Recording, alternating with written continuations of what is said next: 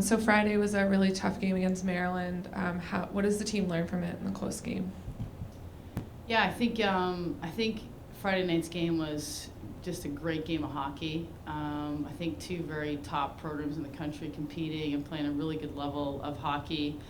I think what was exciting for the game on Friday is that in previous years, I think we would be really happy to have competed with Maryland and to have held them, and really had opportunities to win that game. I think what was the best part of Friday night's game is that the kids played so hard. They had such a high desire to win that game, and in the end, they were disappointed they didn't win it. And that's a critical step for our program right now, is not being satisfied with just competing with the best in the country, but having the desire and the will to want to win those games. You just want to talk about the regional win against Northeastern on Sunday.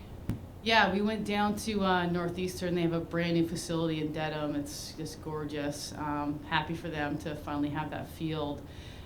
It's always a fantastic game. I mean, it's like a BU, Northeastern, any of those games. It's always really competitive.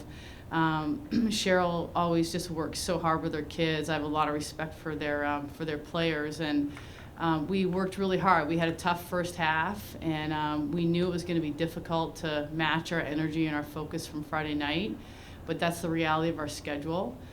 So the girls really persevered through the first half. We made a couple adjustments at halftime. We changed our system up a little bit.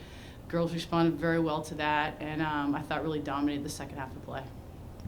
If you just want to talk a little bit about, you have New Hampshire on Friday and then UConn, who's in the top 5 on Sunday. Yeah. We're definitely really looking forward to this weekend. UNH just had a big win this week. They beat UMass, who I think might have been 6 or 7 in the country. So we know and always do know that UNH is a program that we have to really be prepared for. Again, it's another one of those games. Robin does such a good job with her kids, and I've had an opportunity to work with a lot of her kids with the U.S. program. They're very skilled, very talented group of players. The bottom line is they always work really hard against this game against BC. So we will be traveling up to Durham on Friday, but I know for sure that our kids are very locked in on that game and know the importance of winning that game on Friday. On Sunday, we'll travel down to UConn, and again, it's just so impressive, UConn, just year in and year out, have the ability to sustain a top 5 ranking. I'm sure this week they'll be at least top 5, if not maybe 2 or 3 in the country.